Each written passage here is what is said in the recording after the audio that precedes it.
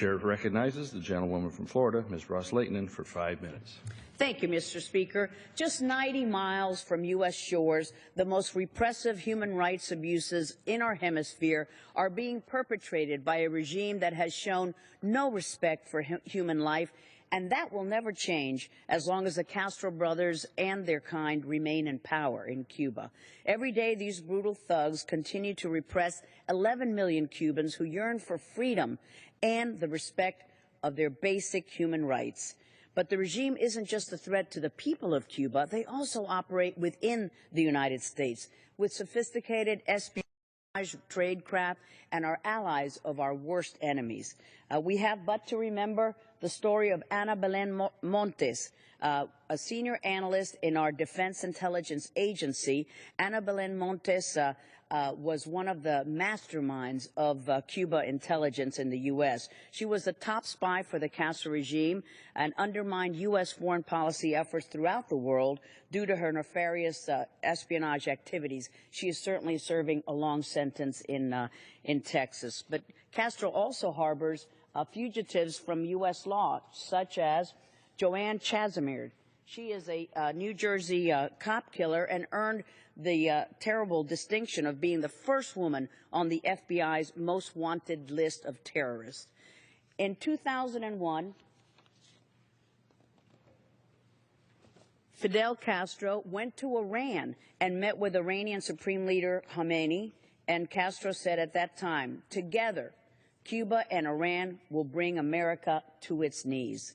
And these are just a few of the examples of why it is imperative for the Obama administration to get tough with Castro, not only to protect our U.S. national security interests, but also to extend a helpful hand to the pro-democracy leaders on the island who are struggling for freedom.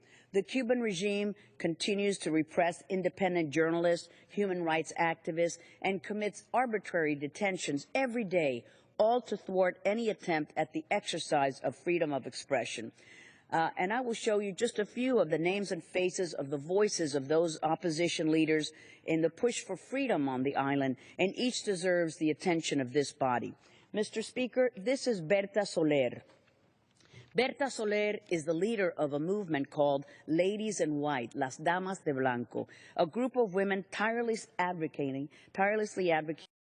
of political prisoners in Cuba. These courageous women walk to mass, peacefully holding up flowers, and are met with brutal attacks by Castro's state security. Berta Soler became the leader of this organization after the death of her predecessor, Laura Pollán.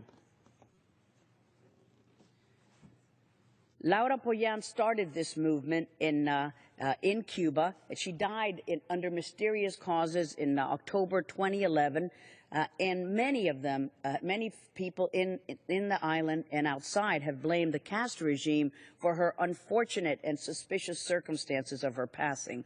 We also have many pro-democracy leaders who are still languishing in Cuban jails, and these are some of their faces. This first young man, his name is Angel Junier Remón. He's also known as El Crítico. He is another face of repression on the island. Angel was arrested in March for criticizing the Castro regime's brutal human rights abuses and the oppression of 11 million of his fellow countrymen. To this day, El Crítico remains in prison for the mere crime of simply expressing his right to address grievances through rhyme. Then there is the face of Sonia Garro. Sonia is another member of the Ladies in White. Sonia and her husband were arrested 2 years ago in a violent raid. Her trial has been suspended 4 times without an explanation or any reason being given. Along with Sonia, fighting for the causes of freedom and liberty is this young man, Jorge Luis Garcia Perez, better known as Antunes, who has been in prison in Castro's Gulag for nearly 17 years. Antunes and his wife, Iris, have repeatedly been assaulted and beaten by state security forces, and their scars tell a story of resilience and commitment to the cause of freedom on the island. They are free now, but one does not know for how long. And lastly, Mr. Speaker, there is the case of Juan Carlos González, another freedom fighter I'd like to highlight. He is a lawyer who is blind. He has been spent years defending the human rights of the Cuban people. These are just few of the faces of the pro-human rights activists in Cuba, Mr. Speaker. I could not possibly cover the face of every single dissident on the island, but these faces are representative of the horrors of the Cuban regime and the horrors that liberty fighters face there every day. And that is why, Mr. Speaker, it is our moral obligation to stand in solidarity with these pro-democracy activists and to be a voice for 11 million people who are being oppressed and silenced in Cuba. Thank you, Mr. Speaker.